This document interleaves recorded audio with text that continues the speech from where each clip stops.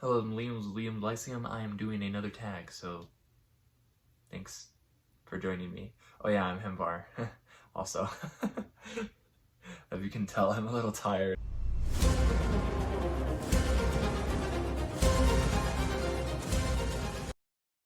I just recorded another video that will probably come out before this, but I'm doing another tag. This one is actually the last 10 books tag.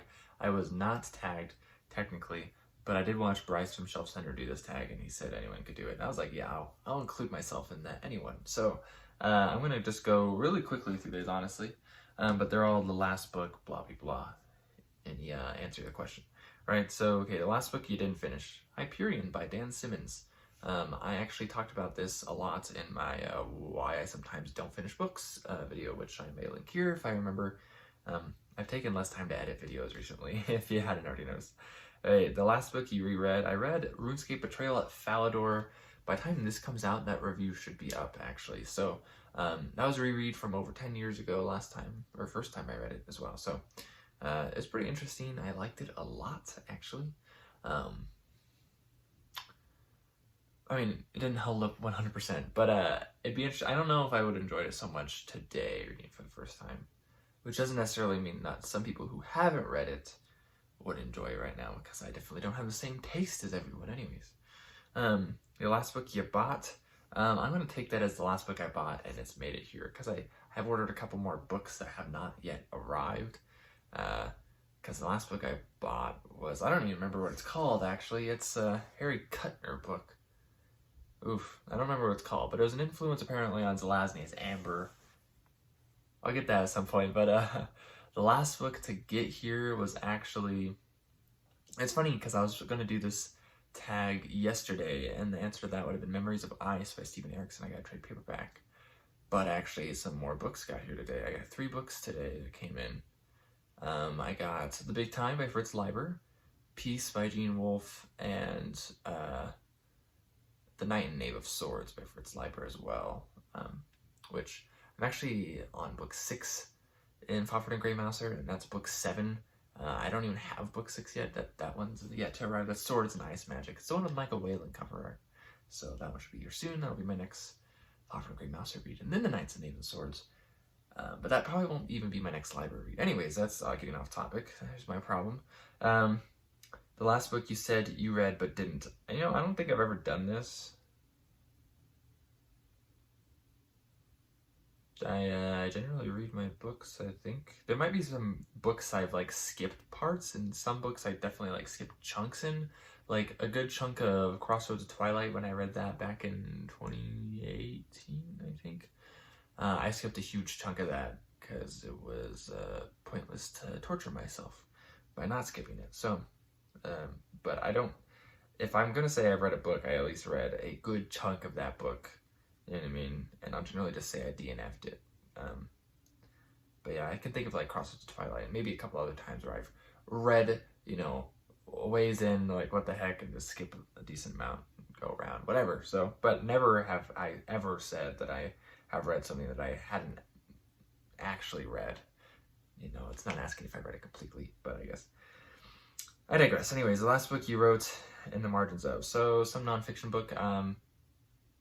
Oh, actually, I know which one it was, because I did this today. I only write in the margins for nonfiction books, and all my nonfiction books I'll actually sign and date as well at the front, the title page. So it was Flame and Crimson, I think that's what it's called. A History of Sword and Sorcery. I believe it's by Brian Murphy, I think that's his name. It's actually pretty interesting. I read the first chapter, and then I was kind of skimming through some other stuff later on, but it actually gives a decent introduction to the history of fantasy in some ways. Very short one, doesn't go super in depth at the beginning, and then it focuses more on sword and sorcery, so you get stuff like Robert E. Howard, you get some Michael Moorcock, yes. Wow, what am I saying? Wow, you see more. Fritz Leiber, and Jack Vance even talked about in there. So, of course, Lynn Carter and Elsa Camp. So, great authors like that. It's a pretty good book, actually. If you like sword and sorcery, if it's even somewhat interesting to you, I recommend getting that history book. So, okay. The last book you had signed. So, had signed? That's I don't know how to answer that. Like, I feel like I went up to an author and had him sign it. I've never done that. Never once. Now, I actually have a Rick Riordan book signed, but he signed that in advance for like this little event. And I did have Christopher Rocchio sign a book for me for Kings of Death, but I sent that to the wrong address, so I didn't actually ever get that book. The last book I bought that was signed is actually Echoes of the Past. This is my second copy of Echoes of the Past. I pulled it out because it's right here. This is by T.W. Anderson. Tim's actually kind of a friend of mine now, but I love this book, so it's out of print, so I was like, might as well get a second copy, and it happened to be signed when I got it, so that's kind of nice. Let's see, the last book you lost. I lost Swords in the Mist a couple months ago, but I found it, so that's by Fritz Leiber. The last book you had to replace. There were a few books. I moved from Texas, and I kept like 20 books with me at the time.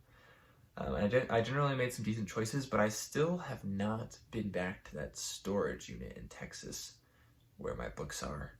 So every book I left behind is still there. And so there was one point where I was thinking about rereading, and I still might do this at some point, but there was a point in 2020 where I was thinking about rereading Aragon, and so that is a book I replaced because I did not bring my copy of Aragon. So I have 2 copies, but one is in Texas, and I haven't seen it for 8 years. So, yeah. And then the last book you had an argument over. I don't argue a lot. I do try to be honest and kind of blunt in that honesty, but not mean about it. I feel like I'm pretty nice. Tell me if I'm wrong. I do get in disagreements a lot. Not a lot, actually. Sometimes with R.A. Salvatore. I'm kind of iffy on R.A. Salvatore, so I don't know if you call it an argument, though. I don't think I'd call it an argument, so I have no clue. Hey, the last question. The last book you couldn't get a hold of. There's a decent amount. I am constantly searching for things, you know what I mean, that I feel like I can't get a hold of, but, eventually I can. For example, like this one, actually, this white book up here, Storm Talons, book 1. I don't remember what it's called. Anyways, that's the name of the series, though. Words of Unbinding. Even though it's right behind me, I don't want to turn around again. And that one was really hard to find, but I was able to get that one. But maybe because these are ones I do look at sometimes, and I'm just thinking, like, I am never going to get these. I can find them. I can find them online, but I can't find them for an affordable price. There's Centipede Press's Fafhrd and Grey Mouser editions. They've so far done the first 5. I don't know if they're doing 6 and 7. I'd imagine they are, but I don't know. And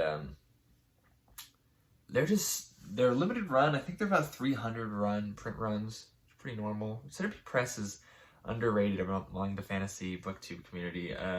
You got a lot of like Grim Oaks Press, Subterranean Press, Folio Society, which is overrated, and then like Easton Press, and those are all nice, with the exception of Folio Society, which I think is overrated. But they do have some nice ones. They do have some nice ones. Most of their stuff is very not nice looking, in my opinion. But their Book of the New Sun and Dune are a couple exceptions to that, I think. But I digress again. Their Centipede Press does a lot of pulpy stuff, and a lot of their books are probably about $90 or so when they're new. They've been doing Elric ones as well. I don't think they have any in print right now for Elric, and I didn't care so much for Elric. The last one they did was Stormbringer. I didn't really like the cover of it. I haven't read Stormbringer yet. I'm more of a fan of Fritz Leiber over Moorcock. That might change at some point, of course. You should go read both if you haven't read either of them, especially since Moorcock has those reprints now. Leiber he's the bomb, though. But I got the 5th one because it was when I first found out about Centipede Press. They had The Swords of Lankhmar, which is actually the last book I read by Leiber. Just finished it last week. I didn't read my Centipede Press version. I have a nice old Ace version from 68, 70? One of those. And, yeah, so the other ones, though, are quite pricey. I think the cheapest one I found is like $400. Can't afford that. I'm not paying $400 for a book. Sorry. So those. If anyone ever finds a Centipede Press version of the Fafhrd and Grey Mouser books, like in a store somewhere, like for the love of God, let me know. So, anyways, I guess that's it. That's the last question. Let me know maybe some of your answers to some of these questions. Oh, I just recorded another tag. I didn't tag anyone at the end of it. I have no clue to tag for this one. I'm just like Bryce. I suck at a tagging thing. And if I do tag someone, it's literally the same people every time. So, I'm not gonna tag anyone. If you want to do this video, I mean, like, I think the tagging thing is for, like, if you want to do it, it's cool, but you can also, like, get your channel out there. I made a tag once, though, and I think, like, 2 people, maybe 3, made a video on it. And it didn't go anywhere from there. So, like, yeah, I suck at it, obviously. So, anyways, thanks for watching. I'll catch you next time.